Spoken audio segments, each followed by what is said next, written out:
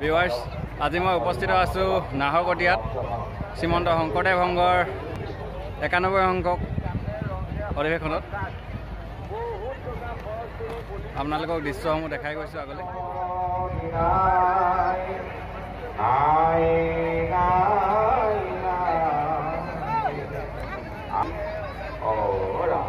সমস্ত জনসাধাৰণক সেৱা জনাই আজি এই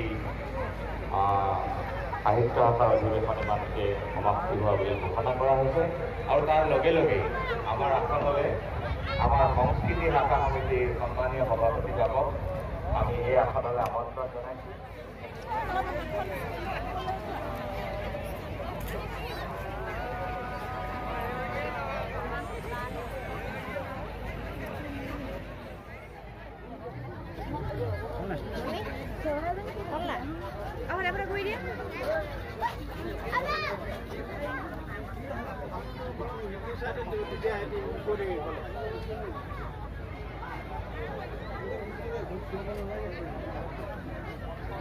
अच्छा वाला चीज दिखाई देगा।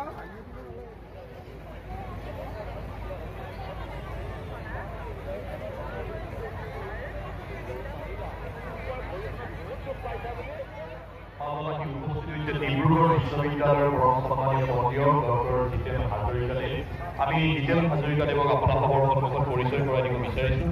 আজিৰ এই সভালৈ আমি আদৰণি জনাইছোঁ আসন গ্ৰহণ কৰিবৰ কাৰণে। এয়া জিতেন হাজৰিকাদেৱ ডিব্ৰুগড় বিশ্ববিদ্যালয়ৰ সন্মানীয় মন্ত্ৰী।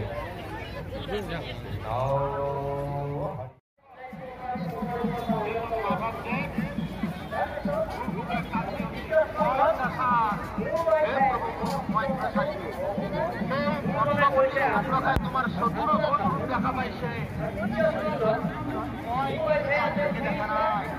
বাকীবিলাকে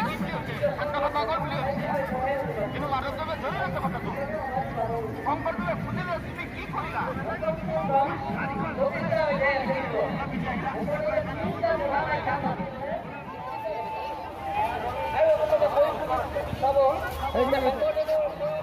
তেখেতসকল আমি পদাধিকাৰ হাতে মানপত্ৰ আৰু ফুলাম গামোচাৰে আদৰণি জনাইছোঁ।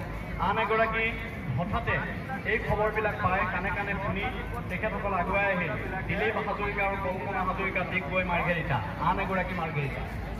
তেখেতসকলেও আমাক 1 লাখ টকা ইতিমধ্যে বৰঙণি আগবঢ়াইছে। মই দিলীপ হাজৰিকা আৰু কল্পনা হাজৰিকা যদি আছে তেখেতসকলক আহ্বান জনাইছোঁ। আছে শ্ৰীযুত কিৰণ নিৰ্মলীয়া তেখেত চাকৰি আছে আমাৰ মাজত উপস্থিত আছে কিৰণ নিৰ্মলীয়া। তেখেত বহু সময় আমাৰ লগত অপেক্ষা কৰি আছে। এই বাৰ্তাটো শুনাৰ লগে লগে ডিব্ৰুগড় গম্ভীৰা আৰু মাৰ্ঘেৰিটাত যেতিয়া অধিৱেশন হৈছিল প্ৰথমখন মোৰ কাৰ্যকালৰ মই প্ৰধান সম্পাদকৰ প্ৰথমখন অধিৱেশন হৈছিল কৰোণা বৰা আচলতে তৈলধ্বনি বুলি যে কয় এইফালৰ মানুহ আমাৰ ভালেই লাগে।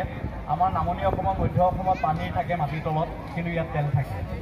গতিকে অইল কাণ্ট্ৰিৰ দৰে এখেতসকল ধনী আৰু তেখেতসকলে লগে লগে আমাৰ আহ্বানৰ প্ৰতি সঁহাৰি জনালে। এয়া কৰোণা বৰা মাৰ্ঘেৰিটা চুমুৰি 126 পদৰ যদি আখৰ গণনা কৰে আপোনালোকে পাব 1,04,38 দুই টকা 31,320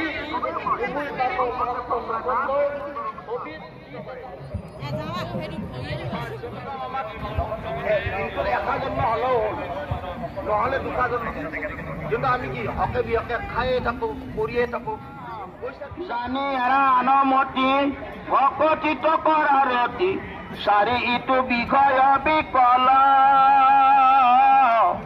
আশা নামে নদী ঘৰ একমতে নপায় ওৰ মনে আৰু ভৈলা মহাজ।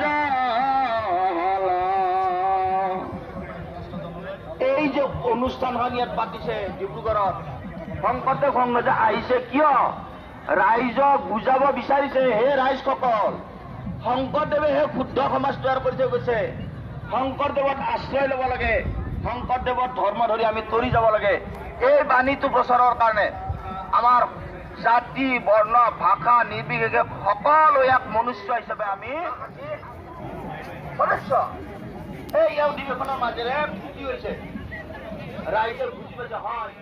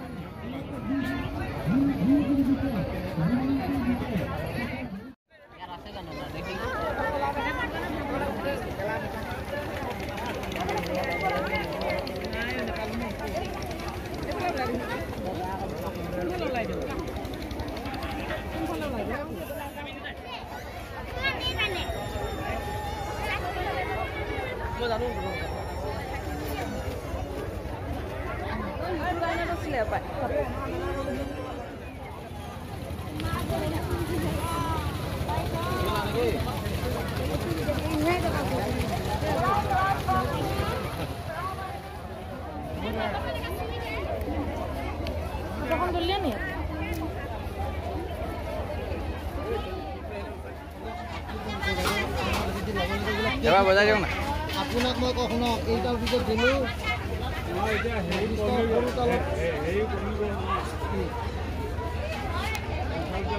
ইমান নকওঁ মই ক'লোঁ কি